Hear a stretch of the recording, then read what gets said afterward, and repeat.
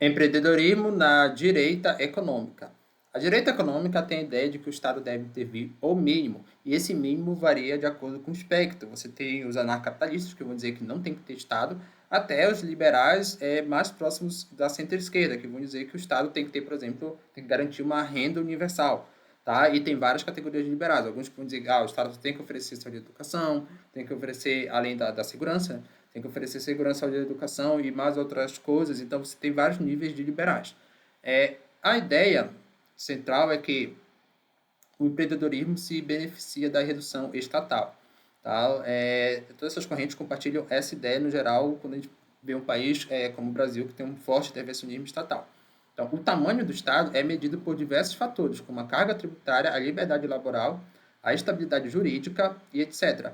É interessante porque as pessoas geralmente associam o tamanho do Estado somente à carga tributária. Isso é uma visão muito limitada do Estado, porque você pode ter um Estado com alta carga tributária mais, por exemplo, com baixa carga tributária, perdão, mas, por exemplo, que não que tenha muita regulamentação para a questão da liberdade laboral, ou seja, tenha muitas leis que regulamentam ali como é que é a relação de patrão com empregado. Isso, em tese, não seria um Estado liberal. Assim como o Estado que as leis modificam muito, o Estado que não tem controle dos gastos públicos. Então, existe o chamado Índice de Liberdade Econômica, vou colocar até aqui dessa forma, que é, na verdade, um dos índices, não tem só esse, né? Esse é um dos principais índices, mas tem outros que medem o tamanho do Estado.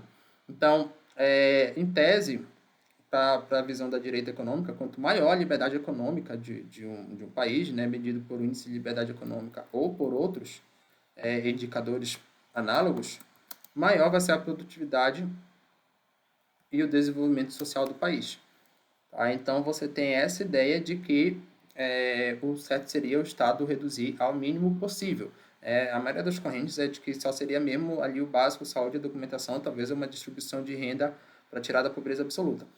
Se vocês quiserem saber mais sobre índice de liberdade econômica, tem uma aqui, aula 15 dessa playlist de economia aqui do canal, eu explico mais, mas eu vou mostrar aqui algumas relações que os estudos sobre índice de liberdade econômica mostram. Quando o país tem mais liberdade econômica, ele tende a ter maior IDH. Né? Aqui são os países mais livres e os países menos livres por índice de DH. E você vê uma queda do IDH, ou seja, do bem-estar da população, conforme você tem um país cada vez mais repressivo com um Estado maior. Também a performance ambiental, olha que interessante, países que são mais livres possuem melhor performance ambiental. E aí, conforme você vai diminuindo a liberdade econômica, você vai causando mais danos ao meio ambiente. Isso aqui são análises de correlação. Tá? O segundo argumento é assim, de que o peso morto dos impostos.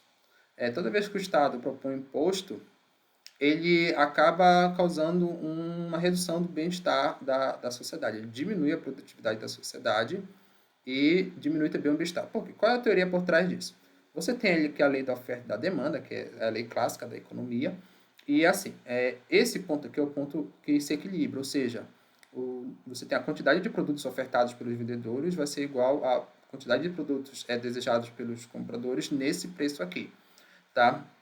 Como tem uma série de compradores aqui que comprariam esses produtos mais caros, estão dispostos a comprar mais caro, que é justamente essa parte aqui da curva da demanda, e uma quantidade de vendedores que estão dispostos a vender mais barato, que é essa parte da curva da oferta, a área formada entre essas curvas aqui, entre essas duas partes aqui, né, esse triângulo formado, é o que se chama de excedente do mercado. Aí tem a parte do excedente dos consumidores, e a parte do excedente dos vendedores.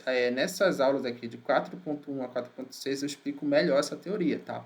Mas a ideia é que esse excedente do consumidor, excedente do vendedor, é um bom indicador do bem-estar da sociedade. Então, em tese, quanto maior for o excedente do mercado, que é a soma de excedente do consumidor mais excedente do vendedor, melhor vai ser o benefício social gerado. Só que quando o governo ele faz o imposto, independente do quanto for, o que é que acontece? Ele gera aqui um quadrado nessa relação, aqui, ó, que é a receita tributária. Ele diminui o excedente do consumidor e o excedente do vendedor. Ele vai usar essa receita tributária, em tese, para um benefício social. Mas nem tudo isso vai ser usado para benefício social diretamente, porque ele vai ter que pagar, por exemplo, funcionários públicos. Então, é só parte dessa receita tributária que vai para o benefício social. Então, só aqui você já tem uma perda direta do benefício. É claro que o governo pode fazer pode trazer ganhos cinéticos, que compensem aqui o excedente do consumidor e do vendedor. Tá? Mas, além disso aqui, que você pode perder, aqui, por exemplo, pode ter dinheiro desviado de corrupção. Além desse problema que pode ter, dessa receita tributária não ser usada para quem mais precisa ou algo parecido, você tem um peso morto. Então, mesmo se o governo usasse com total eficiência a receita tributária, mesmo assim, o bem-estar do mercado iria perder, tá? Se não tivesse benefícios sinérgicos, é claro. Por quê? Toda vez que o governo cria imposto, ele tem uma parte aqui, uma cunha desse triângulo inicial, que é perdida, chamado peso morto do imposto. Isso também eu explico de forma mais clara aqui nessa aula, tá? De forma mais detalhada, melhor dizendo. Então, toda vez que o Estado cria imposto, ele gera um peso morto que diminui a produtividade e o bem-estar. Então, melhor para o empreendedorismo e para a sociedade, na visão da direita econômica, seria o Estado criar o mínimo possível de imposto, somente o necessário ali para garantir a segurança, né, a legislação, enfim. Isso na visão da maioria dos liberais. Ou então no libertário nem mesmo ter Estado. Tudo ser regulamentado pelo próprio mercado. Mas a ideia é essa, né, que o Estado ele tende a diminuir a produtividade e seria pior para o empreendedorismo e para a sociedade como um todo.